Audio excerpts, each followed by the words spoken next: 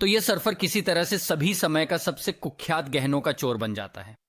अब उस आदमी को लोग मर्फ कहते हैं और मर्फ को सर्फिंग करना बहुत पसंद है। और एक दिन मियामी में मर्फ अपने कुछ पुराने सर्फिंग दोस्तों के साथ फिर से जुड़ता है और ये दोस्त अचानक काफी अच्छे कपड़े पहनने लगे हैं, जैसे वे पहले बेकार थे और अब उनके पास वो स्टाइल है। और मर्फ कहता है, तुम लोगों को अचानक पैसे कब मिल गए? और तभी उसके एक दोस्त इसे समझाता है। यह आदमी एलन उसे समझाता है कि उन्होंने सभी ने एक नया धंधा शुरू किया है, जगहों में घुसकर चोरी करना, घरों, होटल के कमरों, गहनों की दुकानों। ज्यादातर वे गहनों की तलाश में होते हैं, इसलिए वे गहनों के चोर हैं। और एक रात वे एक डकैती पर जाने वाले होते हैं और वे मर्फ को भी साथ ले जाते हैं। और मर्फ कहता है, बढ़िया, लो पैसे कमाते हैं। तो वो नॉन इस डकैती में जाता है और यह सफल होती है। वे कुछ गहने चुराते हैं और उन्हें बेच देते हैं और मर्फ का हिस्सा लगभग $15,000 होता है। और मर्फ ये सब देख रहा है और वह कहता है, वाह, ये तो मैंने जो सबसे आसान पैसे कमाए हैं, चलो इसे फिर से करते हैं। तो वे इस धंधे को जारी रखते हैं। मर्फ और एलन वे दिन में सर्फिंग करते हैं और रात में चुपके से चोरी करते हैं, छतों पर चढ़ते हैं और बालकनी के बीच कूदकर बूढ़ी, अमीर महिलाओं और पर्यटकों से गहने चुराते हैं। और वे इससे बहुत सारा पैसा कमा रहे हैं।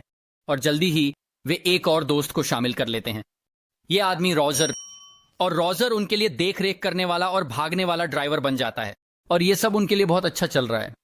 लेकिन जल्दी ही मुझे लगता है कि वे मियामी से थोड़ा बोर हो जाते हैं। मुझे लगता है कि उन्होंने पहले ही सभी अच्छे जगहों से चोरी कर ली है। तो मर्फ, एलन और रॉजर वे मियामी से लेकर न्यूयॉर्क सिटी तक एक रोड ट्रिप पर जाते हैं, क्योंकि वे यह देखने की कोशिश कर रहे हैं कि क्या वहां कुछ जगहें हैं जिन्हें वे लूट सकते हैं। और जब वे न्यूयॉर्क में होते हैं तो वे प्रसिद्ध American museum of natural history का दौरा करते हैं।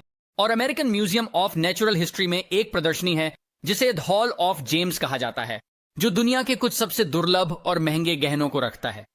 और इस दौरे के दौरान ये गहनों के चोर द हॉल ऑफ जेम्स से गुजरते हैं और वे वहां प्रदर्शित सभी गहनों को देख रहे होते हैं और वे कहते हैं, ओह हाँ, हमें इस जगह को लूटना है। तो वे अपने दिमाग मिलाते हैं और वे इतिहास संग्रहालय में घुसने और वहां के ऐतिहासिक गहनों का संग्रह चुराने की योजना बनाने लगते हैं। और ये लोग, वे इस काम में जैसे प्रोफेशनल हैं, तो वे इस पूरे डकैती की योजना बनाने के लिए समय निकालते हैं। जैसे वे संग्रहालय का दौरा करते हैं और रात की गश्त के दौरान गार्डों का अवलोकन करते हैं। वे संग्रहालय की खिड़कियों को किसी भी कमजोरी के लिए चुपचाप चेक करते हैं। और उनके लिए भाग्यशाली बात यह है कि वे वास्तव में देखते हैं कि उनमें से एक खिड़की थोड़ी खुली हुई है। और जब वे इस पूरी डकैती की योजना बना रहे होते हैं तो वे एक नजदीकी होटल में ठहरे हुए हैं। और चूंकि उनके पास मियामी की सभी डकैतियों से पैसे की कोई कमी नहीं है, वे इस होटल में बड़े जोरदार पार्टियों का आयोजन कर